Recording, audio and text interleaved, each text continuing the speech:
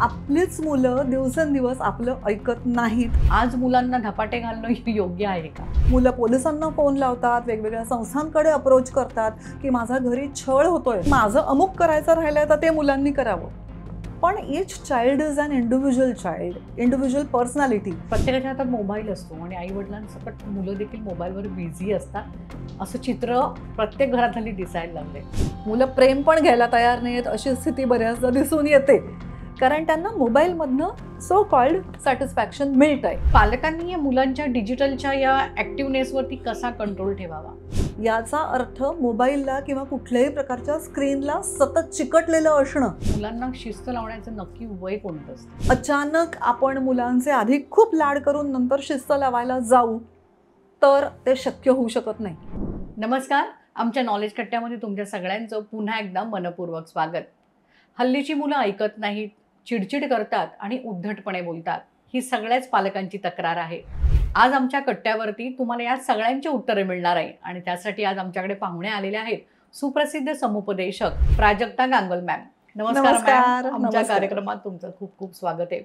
जसं मी म्हणाले की हल्लीची मुलं ऐकत नाहीत, काय सांगाल याच्यावरती? सर्वप्रथम आपलं महानगर मानिनी कट्ट्यावर तुम्ही मला बोलवलं यासाठी मी आपली आभारी आहे आणि इतका चांगला प्लॅटफॉर्म बोलण्यासाठी मिळू शकणं याच्यातही मला आनंद आहे. आता तुमच्या प्रश्नाकडे वळूयात मॅडम. महत्त्वाचा प्रश्न आहे आणि सगळ्यांना छळणारा प्रश्न आहे दिवसेंदिवस. आपलीच मुलं दिवसेंदिवस आपलं ऐकत नाहीत, तर याची कारणं काय आणि उपाय काय, या दोन्हीचा आपण जर का विचार करायचा म्हटला तर थोडं खोलात जायचा आधी प्रयत्न करूयात. का ऐकत नाहीत? आणि पूर्वीची मुलं म्हणजे अगदी आपल्या वेळची मुलं आपण ऐकायचो का? कशामुळे ऐकायचो? तर घरच्यांचा आदर वाटायचा म्हणून, धाक वाटायचा म्हणून, त्यांचा आपल्यावर पगडा असायचा म्हणून, मोठ्यांचं अनुकरण करायचं असतं म्हणून आणि मोठ्यांचं ऐकणं हीच रीत होती म्हणून देखील. पण दरम्यान अनेक गोष्टी बदलत गेल्या आहेत. न्यूक्लिअर फॅमिलीज सुरू झालेल्या आहेत. सोशल मीडियाचा पगडा प्रचंड प्रमाणात आहे, आपण सगळेजण जाणतोच. त्यामुळे इंडिव्हिज्युअलिटी जास्ती डेव्हलप व्हायला लागली आणि काहीशा बाबतीत, अनेक बाबतीत खरं तर मला जास्ती कळत आहे असा सगळ्या वयातल्या लोकांचा ॲटिट्यूड सुरू झाला, अगदी लहानग्यांचा देखील. आणि त्याच्यातून कमी ऐकणं सुरू झालं. तसंच मला नेहमी असं वाटतं की बऱ्याचदा आईवडील वर्किंग असतात, छोट्या नंबराच्या सदस्यांची फॅमिली असते, तर मुलांना हवं तेव्हा दरवेळेला पालक किंवा पालकत्व करू पाहणारे कोणी अवेलेबल असतातच असं नाही. त्यांच्या भावभावनांची सांगड घालायला, त्यांना त्या त्या वेळेला सपोर्ट द्यायला. तर मुलांना मनातल्या मनात अनेक गोष्टी साचवून ठेवण्याची, दडवून टाकण्याची सवय लागते आणि मग मित्रमैत्रिणींचा किंवा मोबाईलचा सहारा घेतला जातो.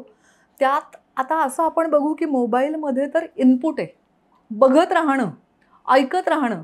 त्याच्याने डोपामाइन चांगलं सुखावेल किंवा मनाला जास्ती उभारी मिळेल किंवा वेगवेगळे गेम्स असतात त्याच्यातनं मारामारी करून कॉम्पिटिटिव्ह नेचर जागृत होईल. परंतु शेवटी तो इनपुट आहे. आउटपुट देणं, भावनांचं संकलन करणं, समजून घेणं आणि त्याची मांडणी करू शकणं, हा प्रकार हल्ली कमी होत चालला आहे जनरेशन टू जनरेशन. आणि त्याच्यामुळे ठराविक प्रकारचंच ऐकणं जे मनाला सुखावणारं ठरेल असा प्रकार सुरू झालेला खूपदा दिसतो. त्यामुळे सल्ला, आपल्याला जे सोयीचं आहे ते सोडून वेगळं काही ऐकण्याचा सल्ला नकोसा वाटतो आणि म्हणून अगदी आपल्याच आईवडिलांचं देखील ऐकणं कमी झालं आहे. असं वेगवेगळ्या आता क्लायंट्समधनं, शाळांच्यातनं, कॉलेजेसमधनं कामं केली आहेत मी, त्यातनं दिसून येतं. वाईट परिस्थिती आहे, पण आहे, हे फॅक्ट आहे. पण याच्यावरती काय, म्हणजे याच्यावरती उपाय काय करायचा? म्हणजे आता आज अशी परिस्थिती आहे, अगदी दरडावून बोललं तरी पण मग तो असं होतं की पालकांकडनं मुलांना अब्यूज केलं जातं, असं पण प्रकरण आहे. मुलं तक्रार करायला लागतात असं आहे. पूर्वीच्या काळी कसं होतं की पालक मुलांना दरडवायचे, कधी कधी छडी लागे छमछम, कधी कधी छडी असायची, कधी धपाटे असायचे, कधी दम असायचा. पण त्याच्यामुळे काय झालं की मुलं थोडीशी आई वडिलांच्या म्हणजे धाकाखाली असायची. धाक हा आदरयुक्तच असायचा, म्हणजे मुलं आदरही करायची, त्यांना शिस्त पण त्या धाकाखालीच लावली जायची. आज मुलांना धपाटे घालणं योग्य आहे का? मारणं योग्य तर नाही. चपराक एखादी द्यावी का नाही हा एक वेगळा वादाचा मुद्दा आहे आणि मारलंच अति वेळ आल्यानंतर तर ते चेहऱ्यावर, दर्शनी भागात कुठेही नाही. वळ उमटतील म्हणून नव्हे. त्याचा इम्पॅक्ट निराळा होतो म्हणून. पण आपला संताप बाहेर काढण्यासाठी मारलं जात असेल पालकांकडून, तर ते निश्चितपणे चुकीचं आहे. तर मग आता मुलांना तर खरं तर डोळे वटारून दाखवण्याची पण भीती वाटते पालकांनाच खरं म्हणजे. का तर वेगवेगळे ॲक्ट्स आहेत, वेस्टर्न कल्चरचा मोठा प्रभाव आहे. मुलं पोलिसांना फोन लावतात, वेगवेगळ्या संस्थांकडे अप्रोच करतात, की माझा घरी छळ होतोय, मानसिक क्लेश आहेत, शारीरिक विटंबना माझी होतीये, इथपर्यंत केसेस घडलेल्या आहेत. का तर आईवडिलांनी हात धरला मुलांचा चुकीचं काहीतरी करताना. मोबाईल मूल हातातून देत नाहीये म्हणून पालक ओरडले आणि त्यानंतर मुलांनी कंप्लेंट केली, की मी स्वायत्त आहे आणि मला जास्ती कळतं कुठच्या वेळेचं माझ्या काय करायचं. मी मालक आहे माझ्या भावनांचा आणि माझ्या वस्तूंचा. त्याच्यामुळे पालकांनी इंटरफेअर करू नये. आता या अर्थात काही बाबतीत टोकाच्या गोष्टी झाल्या, परंतु याच्यावरती उपायात्मक काही गोष्टी करायच्या म्हटल्या तर मी नेहमी म्हणते, सुसंवाद घरामध्ये असायला हवा. म्हणजे काय? तर पालकांनी सल्ला देत राहणं किंवा रात्री तरी निदान एका टेबलवरती बसल्यानंतर स्वतःच्या वेळच्या गप्पा मारत राहणं, असं नाहीये. तर मुलांचंही भावविश्व काय आहे हे समजून घेणं, त्यांच्या रोजच्या आयुष्यात त्यांना कसला स्ट्रेस आहे, कारण मुलांनाही हल्ली खूप त्रास असतो. कॉम्पिटिशन असते, जेलसी असते, कधीतरी फेव्हरेटिझम होतं, शाळांच्यातनं कॉलेजेसमधनं वेगवेगळे अनुभव येतात, एकेकटी मुलं असतात, त्यांची भीती वेगळ्या प्रकारची असू शकते, एकटेपणातनं तयार झालेलं नैराश्य असतं, कधी ते ॲडिक्शनकडे जाणारं असतं, कधी एक्सप्रेस काहीच न करू शकणारं असतं. तर या सगळ्या गोष्टी मुलांना आईवडिलांजवळ, जवळच्या कोणातरी जवळ बोलता येतील असं वातावरण निर्माण करणं, त्यासाठी पेशन्स ठेवणं, खरं तर सुरुवातीपासूनच त्याची रुजवात चालू ठेवणं. पण समजा सुरुवातीपासून नाही आहे, तर it is never too late. आपण हळूहळू पेरत राहिलं तर कधी ना कधीतरी काहीतरी उगवेल. ह्या गाढ विश्वासाने पालकांनी किंवा घरातल्या इतर नातेवाईकांनी देखील मुलांना बोलतं करण्याचा प्रयत्न केला, तर ते ऐकू देखील शकतील. अशी त्यांच्यात शक्ती निर्माण करण्याचा जर का प्रयत्न केला तर हे होऊ शकतं. त्याचबरोबर आई-वडील पण बऱ्याचदा फ्रस्ट्रेटेड असतात. त्यांच्या वेळच्या राहिलेल्या अनेक हौसा, गरजा ते आता भागवून घ्यायचा प्रयत्न करत असतात मुलांकडून. मुलांच्या थ्रू, की माझं अमुक करायचं राहिलंय तर ते मुलांनी करावं. पण each child is an individual child, individual personality. त्यामुळे आपल्याला सूट होणाऱ्या सगळ्या गोष्टी मुलांकडनं आपण अपेक्षित करायच्या का? किंवा आपल्या राहिलेल्या अपेक्षांचं ओझं मुलांवर घालायचं का? हा पुन्हा एकदा मोठा वादाचा मुद्दा आहे. तर ते ओझं मुलांना वाटता नये, याचा अर्थ असा नाही की अगदी सुटवंगळच व्हावं आणि मुलांना काही सांगूच नाहीये आणि त्यांना पूर्ण फ्रीडम द्यावा. तर मुलांना हेही कळलं पाहिजे की freedom comes with lot of responsibility. ती चौकट एखादी जर का शिस्तीची, वळणाची, संस्काराची नाकारली जात असेल, मग त्यामध्ये पालकांचं ऐकणं आलं, काही चांगल्या बाबतीत अनुकरण करणं आलं, पालकांना देखील समजून घेणं आलं, विसंवाद होत असेल कुठल्या गोष्टींवरनं, तर एखाद्या कन्सेन्सियस डिसिजनला येऊन शांतपणे गोष्टी रिझॉल्व्ह करणं आलं. तर या सगळ्यावरती उपाय पुन्हा एकदा कम्युनिकेशन हाच आहे. मग ते एकतर्फी कम्युनिकेशन अर्थात नसून दुतर्फी असायला हवं. मुलांनी पण मोकळेपणाने सांगावं. त्यासाठी पालकांच्यात पेशन्स हवा. या नाही त्या मार्गाने, कधी या व्यक्तीमार्फत, कधी प्रोफेशनल काउन्सिलर्सकडनं काही ना काहीतरी मॅनेज करून गोष्टी होऊ शकतात असं मला वाटतं. नक्कीच. तुम्ही आता जसं सांगतायत की संवाद खूप महत्त्वाचा आहे. पण हल्ली जेव्हा आपण म्हणतो की पालकांनी मुलांसाठी वेळ काढावा या संवादासाठी, त्यांना कुठेतरी बाहेर घेऊन जावं किंवा त्यांच्याबरोबर घरी असाल तर वेळ घालवावा. पण आजच्या या डिजिटलच्या जमान्यामध्ये, आजच्या या डिजिटलच्या काळामध्ये पालक आणि मुलं जेव्हा सुट्टीच्या दिवशी घरी असतात, तेव्हा प्रत्येकजण आपापल्या हातामध्ये एकाच हॉलमध्ये बसलेले असतात बऱ्याच वेळा आणि प्रत्येकाच्या हातात मोबाईल असतो आणि आई-वडिलांसकट मुलं देखील मोबाईलवर बिझी असतात. असं चित्र प्रत्येक घरात हल्ली दिसायला लागलंय. अगदी यावर बरोबर तुम्ही आहे. काय सांगाल? आहे. हे चित्र आहे सगळीकडे आणि सर्वसामान्यपणे नकळतपणे दुर्दैवाने ॲक्सेप्ट होऊ घातलेलं चित्र आहे की घरात 4 जण 3 जण आहेत, परंतु आपापल्या मोबाईलमध्ये किंवा लॅपटॉपमध्ये डोकं खुपसून बसलेले आहेत आणि आपापल्या विश्वात रमतायत.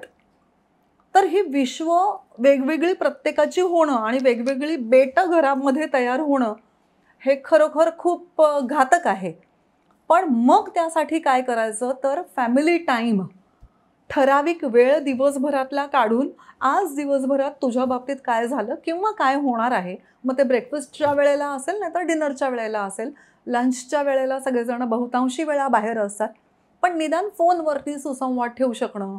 काही प्रॉब्लेम वाटला तर मुलं आईला वडिलांना सांगू शकतील असं वातावरण ठेवणं. ॲट द सेम टाईम प्रत्येक वेळेला मुलांच्या होला हो करू नाही आहे आपण, अशी परिस्थिती घरामध्ये असणं. कारण 1-2 असलेली ही मुलं आताच्या काळामध्ये घरामध्ये तर तीच राजा असतात.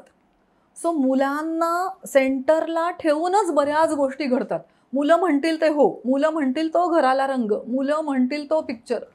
हे व्हायला हवं, मुलांना चॉईसेस द्यायला हवेत. परंतु डिसिजन मेकिंग हा जो प्रकार आहे त्यासाठी त्यांना प्रगल्भतेकडे नेणं हे आधी पालकांचं काम आहे. ते स्वतःच्या वाचनातनं, स्वतःच्या विचारांच्या बैठकीतनं, स्वतःच्या भावनांच्या एक्सप्रेशनमधनं पालक करतायत ना हे आधी बघायला हवं. आणि सुसंवादाकडे येताना मला परत असं जरूर म्हणावं असं वाटेल की बोलतं करणं ही पण एक नॅक आहे. म्हणजे माझ्या वर्कशॉप्समध्ये तर मी हे नेहमीच घेते. पालकांचे आणि मुलांचे एकत्र वर्कशॉप्स असतात, फक्त बाबांचे असतात, फक्त आयांचे असतात, फक्त मुलांचे असतात. त्याच्यामध्ये की का बोलत नाहीत मुलं? आळस आहे म्हणून, इगो आहे म्हणून, पालकांची भीती वाटते म्हणून, वेळच्या वेळेला मुलं म्हणतील तेव्हा पालक अवेलेबल नसतात म्हणून, की एक सांगितल्यानंतर तिसरंच काहीतरी सुरू होतं म्हणून, जुने वाभाडे काढले जातात म्हणून. तर हे सगळं मुलांना काहीसं सहन करायला पण शिकवलं पाहिजे. विसरली आहे हे पिढी. जेन झी आणि अल्फा आणि मिलेनियल्स याच्यामधला हा जो फरक आपण नेहमी म्हणतो, तर त्याच्यामध्ये मुलांचा पेशन्स का कमी होतोय तर त्यांना कुठल्याच गोष्टींपासून वंचित आपण ठेवू शकत नाही आहोत. आपण भले उदाहरणं देतो त्यांना की आमच्या वेळेला हे नव्हतं, ते नव्हतं, आम्ही किती ॲडजस्ट केलं वगैरे वगैरे. पण मग आताचं वातावरण आपण त्यांना ते देतोय का? तर नाही देतो.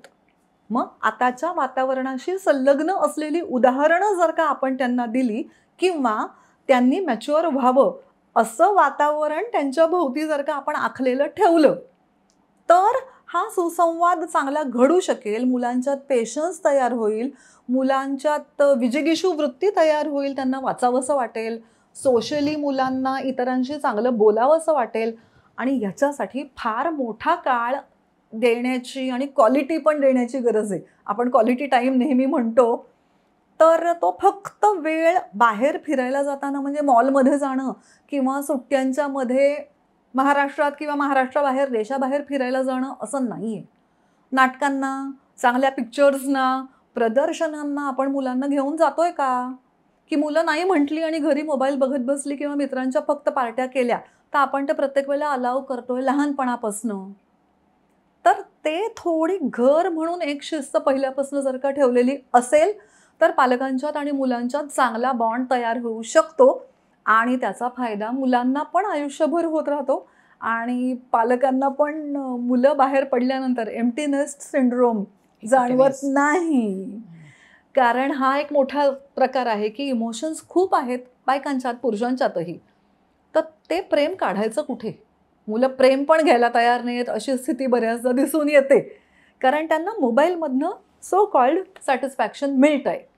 तर मग अशा वेळेला पुन्हा एकदा कम्युनिकेशनची गाडी कुठच्या पद्धतीने लाईनवर आणायची हा ज्या त्या घरचा प्रश्न सोडवला गेला पाहिजे. आणि आता तो नाही सोडवला तर पुढच्या काळात ते कठीण होऊन बसू शकणार आहे.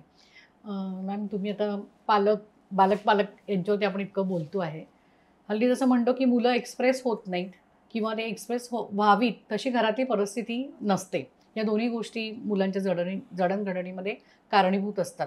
पण आताचं जे डिजिटल युग आहे, आताचं जे सध्याचं जे स्पर्धात्मक जे युग आहे, याच्यामध्ये मुलांसाठी डिजिटली पण ॲक्टिव्ह होणं खूप गरजेचं आहे. त्याच्यावरती पालकांचा कंट्रोल असणं हे सगळ्यात महत्त्वाचं आहे. म्हणजे आपण जेव्हा कुठल्याही मुलांच्या बाबतीत जेव्हा बोलायचं झालं येतं, त्यावेळी सोशल मीडिया हा सगळ्यात मोठा त्यातला विषय असतो. तर पालकांनी या मुलांच्या डिजिटलच्या या ॲक्टिव्हनेसवरती कसा कंट्रोल ठेवावा? छान प्रश्न तुम्ही गुंफलायत. कारण डिजिटली ॲक्टिव्ह असणं याचा अर्थ मोबाईलला किंवा कुठल्याही प्रकारच्या स्क्रीनला सतत चिकटलेलं असणं असा असेल तर त्यात मुलांची जरा गल्लत होतीये.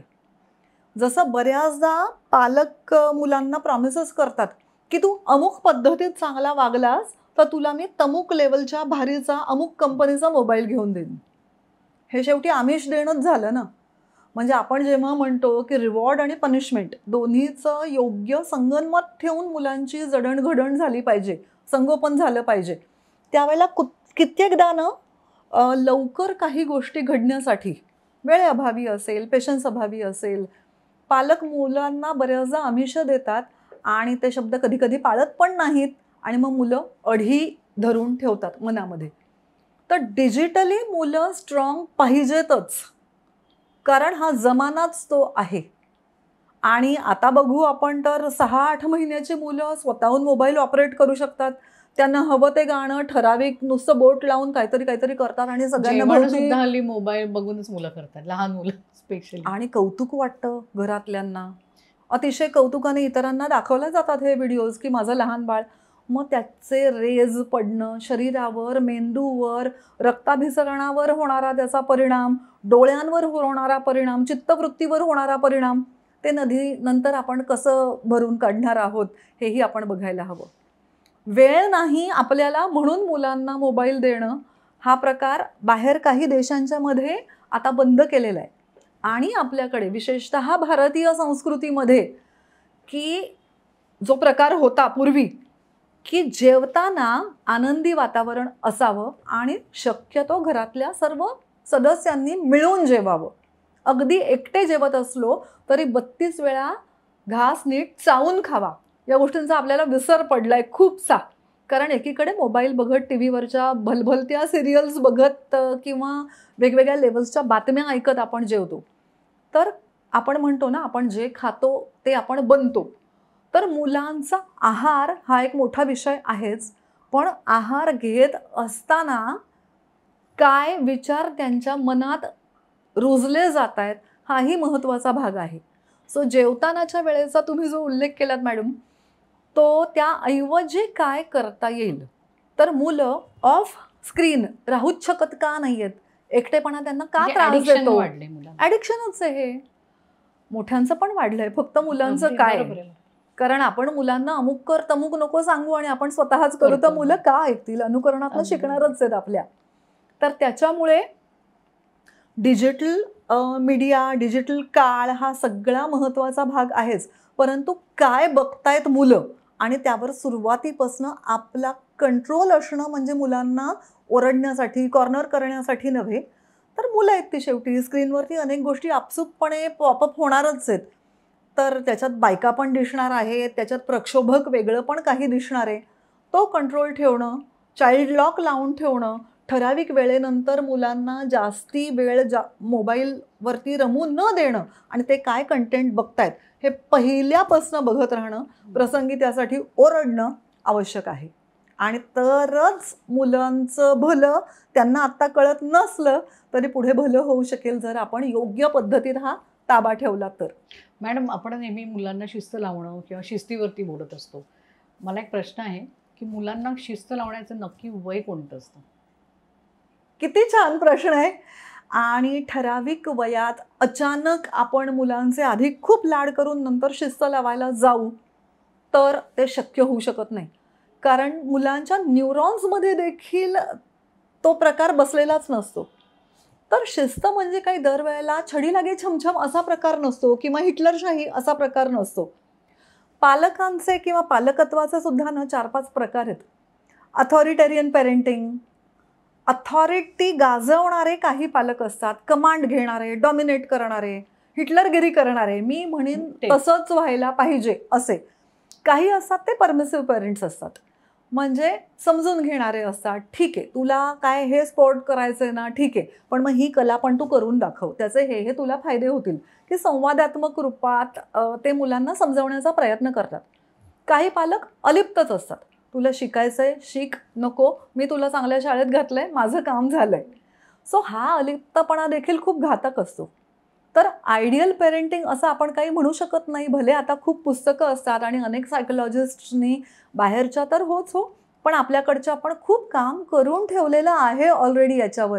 किंवा आपल्याकडे पुराणात, वेदात, भगवद्गीतेमध्ये, मनाच्या श्लोकांमध्ये पण कितीतरी उत्कृष्ट उल्लेख आहेत.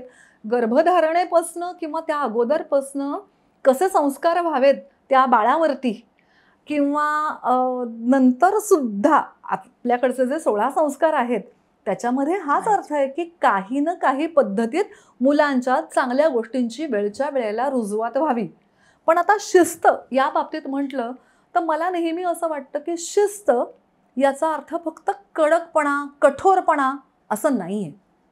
तर शिस्त म्हणजे मला असं वाटतं, की रेग्युलॅरिटी, नियमितपणा.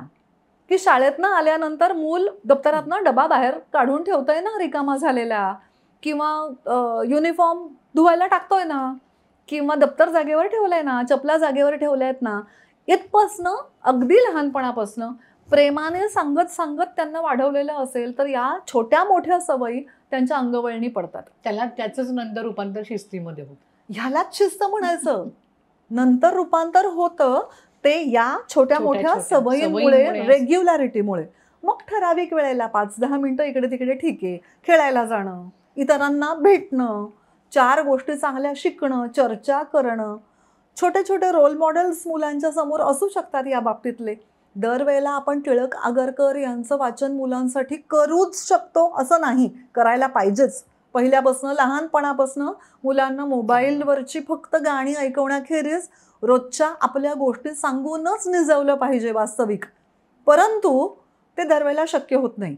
आणि मग काही पालक असं म्हणतात, की आम्ही खूप लाड पण करतो मुलांचे, फक्त अभ्यासाच्याच बाबतीत शिस्त असावी असं वाटतं. पण मुलं त्या पद्धतीत ते घेऊ शकत नाहीत. कारण ओरडा देखील त्यांच्या मनात तितकाच राहतो आणि लाड हा त्यांचा हक्कच आहे असं त्यांना वाटू शकतं कधीतरी. तर लाड आणि प्रेम याच्यात काही पालकांची गडबड होते. लाड आणि प्रेम. हां, म्हणजे प्रेम खूप करणं जे करतोच आपण, करायलाच पाहिजे. ते लाडाच्या रूपात किंवा वस्तुरूपातलं प्रेम असेल तर जरा प्रॉब्लेम होतो. कारण मुलांना त्यात सवयी लागून राहतात, की काहीतरी मला दिलं वस्तू तरच मला छान वाटणार आहे. नुसतं प्रेम दिलं, शाबासकी दिली, कौतुकाचे शब्द मिळाले तर मला समाधान वाटत नाही. मग त्याचं कॉम्पन्सेशन मला आईवडिलांनी काहीतरी छान घेऊन दिलं, छोटं मोठं, तरच मला वाटणार आहे आणि तरच माझी पालकांची जवळीक राहणार आहे. असं विचित्र असोसिएशन होतं आणि त्यावेळेला शिस्त जेव्हा मध्ये येते, अभ्यासाच्या वेळेला, क्लासला जाण्याच्या वेळेला, लोकांच्या समोर वागण्याच्या बाबतीत, तेव्हा मुलं झुगारून लावू शकतात. असा प्रॉब्लेम होऊ शकतो. त्यामुळे मला असं वाटतं, शिस्त म्हणजे रेग्युलॅरिटी. रेग्युलरली आपण ज्या गोष्टी करतो, कडकपणे, कठोरपणे करण्याची आवश्यकता नाही. आणि मग तो हळूहळू स्पॅन आपण वाढवू शकतो. त्याचा आवाका वाढवू शकतो, की आज 1.5 तास अभ्यास केला आहे, उद्या 4 तास करू, तर माझं करिअर पण चांगलं होऊ शकणार आहे. नक्कीच. मॅम, आपण आता जे आपल्यामध्ये जी चर्चा सुरू आहे, म्हणजे मुलांच्या शिस्तीवरनं वगैरे सुद्धा, एक असा प्रश्न नेहमी विचारला जातो, मुलांना नेहमी मित्र म्हणून बघावं का? मुलं त्याचा फार गैरफायदा पण घेतात. आणि मग आई वडील म्हणून म्हणा, किंवा म्हणजे ज्या गोष्टी ज्या पुढे येतात आपल्या, की मुलं जेव्हा पालकांबरोबर किंवा पालक जेव्हा मुलांबरोबर मित्रासारखं वागायला लागतात, मुलं सुद्धा पालकांकडे मित्र म्हणूनच बघतात.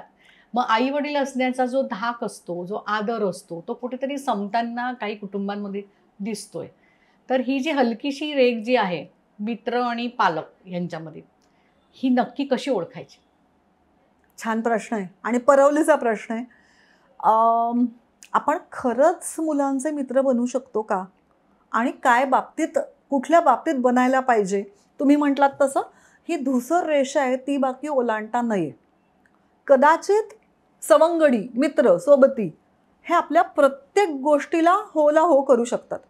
चला शाळा बुडवून, कॉलेज बुडवून टाईमपास करूयात, किंवा एखाद्या क्रशच्या बाबतीत, रिलेशनशिपच्या बाबतीत सतत चर्चा करूयात किंवा कॉपी करूयात किंवा घरच्यांच्या विषयी गॉसिप करूयात, शिक्षकांच्या विषयी वेगळी फारशी बरी नसलेली आपली मतं आपण एकमेकांच्या चर्चा करूयात. पालक म्हणून आपण हे करू शकतो का किंवा करायला हवं का? तर डेफिनेटली नाही. कारण मग तिकडे आपला पालक म्हणून, अनुभवी व्यक्ती म्हणून, मुलांची जडणघडण करणारी त्यांची एक शिदोरी म्हणून आपला रोल कमी होऊ शकतो. आणि मग हे आत्ता आपण नाही केलं तर मुलांच्या बाबतीत कोण करणार? ठराविक वयानंतर मुलांचे मित्र होणं, वेगवेगळ्या भावना चर्चा करून एक्सचेंज करणं, त्यांना घरातल्या मोठ्या छोट्या डिसिजन मेकिंगमध्ये इन्व्हॉल्व करून घेणं, हे खूप छान आहे. ते व्हायला हवंच अगदी पहिल्यापासून, छोट्या मोठ्या बाबतीत. अगदी आज साडी कुठली नेसू आणि आज ऑफिसला जाताना मला टेन्शन आलं आहे कारण आज एक मोठं सबमिशन आहे ते मी केलं नाही, अशा चर्चा करणं. किंवा आज माझं हे चुकलं काम करताना, हे मुलांच्या समोर कन्फेस करणं आणि त्यावर मुलांच्या ज्या कमेंट्स येतील त्या झेलणं. कधीतरी मुलं फार समजूतदारपणे बोलतात असाही अनुभव येतो. पण नकळत मुलांच्यात एव्हरीथिंग इज ओके असा ॲटिट्यूड आपण देत नाही होत ना. हे थोडं सुरुवातीच्या काळात बघितलं तर मुलांच्या वैचारिक बैठकीला चांगला आयाम देणं शक्य होऊ शकेल आपल्याला, असं मला वाटतं.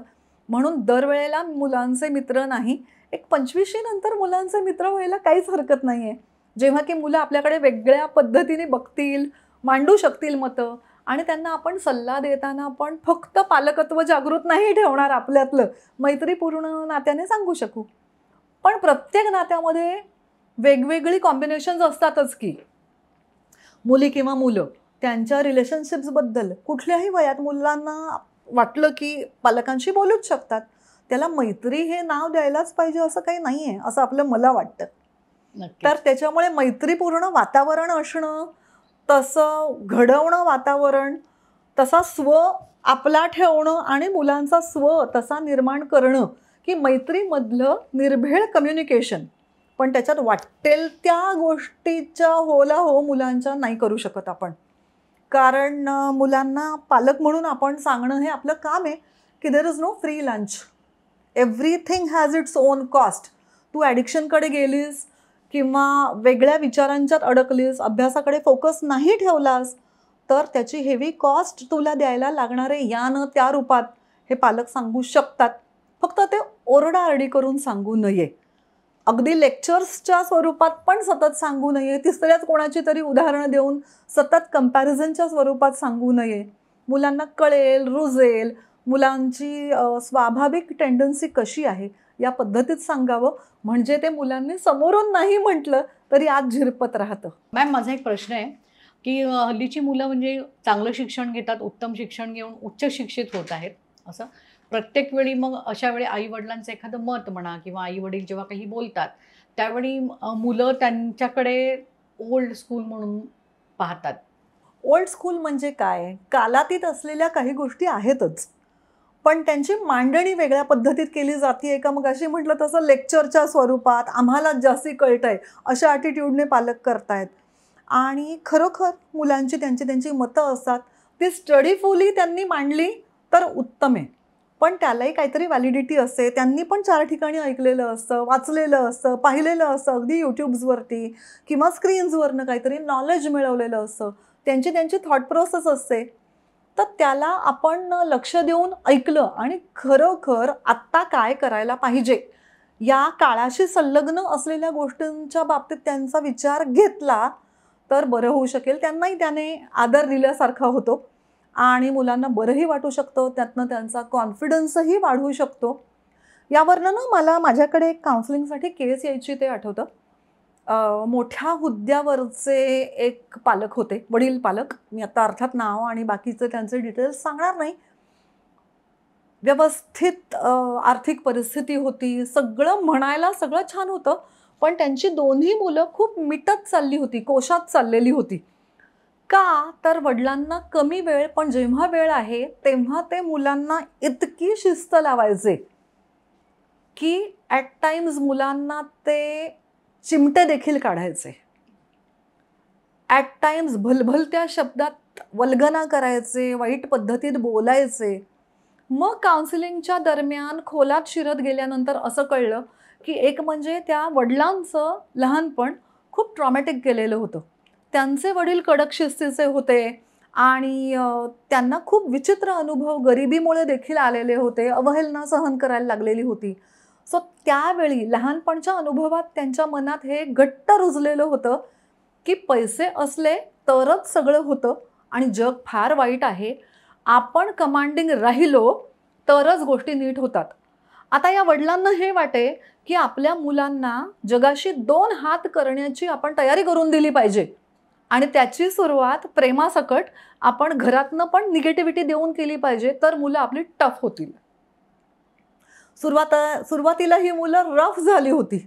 उलट उत्तरं करायला लागली, रेबेलियस झाली आणि मग हळूहळू कोशात इतकी जायला लागलेली होती की त्यांना कळायचंच नाही की बाबा आपले इतके विचित्र पद्धतीत का वागतात. मग जेव्हा काउन्सिलिंग झालं त्यांना कळलं की त्यांच्या प्रेमाचं, भीतीचं, इन्सिक्युरिटीचं रूपांतर काय प्रकारच्या वागण्यामध्ये होतंय. तर मुलांना, वडिलांना हे सांगण्यात आलं की all emotions are understandable but all behaviours are not. त्याच्यामुळे आपल्याला काय वाटतंय आणि आपल्या वागण्याचा काय परिणाम होतोय हे जसं मुलांना सांगायला लागतं तसं पालकांना देखील ते समजून घेण्याची खूपदा आवश्यकता असते. आणि त्यामुळे नंतर त्या घरामध्ये चांगला सुसंवाद सुरू झाला. ते पालक एकदा खूप रडले, मोकळे झाले आणि मुलांच्यात आणि त्यांच्यात खूप चांगलं नातं नंतर तयार होऊ शकलं. अगदी मित्रत्वाचं नातं तयार होऊ शकलं. सो असे वेगवेगळे अनुभव पण येतात. पण तुम्ही म्हटलात तसं मॅडम, मुलांचं सगळं ऐकणं जसं शक्य नाही आहे तसं मुलं काय सांगतात त्या बाबतीत थोडा गौर करणं जरुरी भी आहे. तर मुलांना महत्त्व दिल्याचा पण अर्थ लागतो, पण ते कुठल्या बाबतीत ऐकायचं हे ज्या त्या मुद्द्यावरती अवलंबून आहे आणि त्यासाठी मुलांची तयारी करणं, त्यांनी वेल रेड असावं यासाठी वातावरण देणं हे आपल्या हातात आहे. मग मजा येऊ शकते प्रत्येक घरांच्यात. काही घरांच्यात वादाचं वातावरण असतं, काही घरांच्यात आज मी हे पुस्तक वाचलंय त्याच्यातला हा लेख मी वाचून दाखवणार आहे, तू हे वाचून झालंय त्याच्यावरचं अशी मतं आहेत. पॉलिटिकली सुद्धा वेगवेगळी मतं असू शकतात, त्यावर चर्चा झडते आणि खूप रंगत येऊ शकते. वेगवेगळे रंगछटा त्यांच्या भावनांच्यात दिसतात आणि खूप हेल्दी वातावरण त्यांच्याकडे तयार होतं. मुलं कॉम्पिटिटिव्ह तयार होतात चांगली आणि छान करिअर्स करू शकतात त्यामुळे. खूप छान. मॅम, जाता जाता एक शेवटचा प्रश्न की जो म्हणजे आता जागतिक प्रश्न आहे जवळजवळ. पालकांना जेव्हा मुलांकडनं हवं ते करून घ्यायचं असतं त्यांच्या मनासारखं, त्यावेळी ते काहीतरी एक म्हणजे इमोशनल ब्लॅकमेलिंगचा एक प्रकार येतो आणि हा सेम पॅटर्न मुलंसुद्धा त्यांना जे हवं ते मिळवण्यासाठी पालकांवरती वापरतात. हे कितपत खरं आहे? हे खरं आहे आणि प्रत्येक माणसाचा स्वभाव असतो. त्याच्यामध्ये चांगलं, वाईट, खारट, आंबट, तुरट सगळ्याचं कॉम्बिनेशन कायम असतंच. प्रसंगानुसार एखादी चव, एखादा फ्लेवर, एखादं इमोशन जास्ती येत राहतं. परंतु आपल्याला काहीतरी हवं म्हणून खोटं गोड बोलून काहीतरी करून घेणं हे चूक आहे. गोड बोलून करून घ्यायचं म्हटलं तर आपण मग तसं म्हटलं तर आपण मुलांची पहिल्यापासून फसगत करतोच की. मुलांनी 4 घास जास्ती खावे म्हणून मुलांना लहानपणी पण आपण डिस्ट्रॅक्ट करून चिवू, काऊ, गाणी अमुक तमुक करत दाखवत असतो की मुलांना पोषक आहार जावा, त्यानिमित्ताने त्यांनी डोळे मिटून पटकन खाऊन घ्यावं. पण फसवणूक कुठल्या बाबतीत केली जाते, बेसिकली हेतू काय आहे, इंटेन्शन काय आहे, त्याचा मार्ग काय आहे. नाही तर मोठेपणी पण मग ब्लॅकमेलिंग, वेगवेगळ्या धमक्या देणं, इतर कुठल्या तरी भलत्याच गोष्टींचा इन्फ्लुअन्स असणं, म्हणजे तो पॅटर्न होतो, मग तो behavior पॅटर्न होऊ pattern. शकतो. तर कुठल्या गोष्टींना बधायचंय मुलांच्या आणि किती त्यांना डोक्यावर चढवून ठेवायचंय हे ज्या त्या पालकांनी समजून घ्यायला पाहिजे. पण मुलं पण दुःखामध्ये असतात, स्ट्रेसमध्ये असतात, कधीतरी खोटं बोलतात, कधीतरी चोरी करतात, लपवाछपवी करतात. तर हे समजून घेऊन जिथल्या तिथे वेळच्या वेळेला त्यांना सांभाळत पुढे नेलं तर चुकीच्या गोष्टींना तरी खतपाणी घालणार नाही आणि पालक आणि मुलांचं नातं देखील सुदृढ राहू शकेल आणि त्याचबरोबर प्रत्येक मूल आपल्या समाजाचा चांगला नागरिक होण्यासाठी त्यांचं व्यक्तिमत्व खुलू शकेल. त्यासाठी सजग, जागरूक पालकत्व ठेवणं, त्यासाठी जास्ती विचारप्रवण आपण असणं आणि त्यासाठी सतत वाचन करणं, चांगल्या गोष्टींच्या सहवासात राहणं हे आपल्या हातात आहे. प्राजक्ताताई, तुम्ही आज खूप आम्हाला छान मार्गदर्शन केलेलं आहे. वेळात वेळ काढून तुम्ही आज शोमध्ये आलात, त्याबद्दल तुमचे खूप खूप आभार. धन्यवाद. तुमचेही खूप आभार. तुमच्या चॅनलचे खूप खूप आभार. आणि इतक्या महत्त्वाच्या विषयावरती वेगवेगळी मतं असू शकतात, पण मला माझं मत इथे आपण मांडण्याची संधी दिलीत त्याबद्दल देखील खूप आभार. धन्यवाद.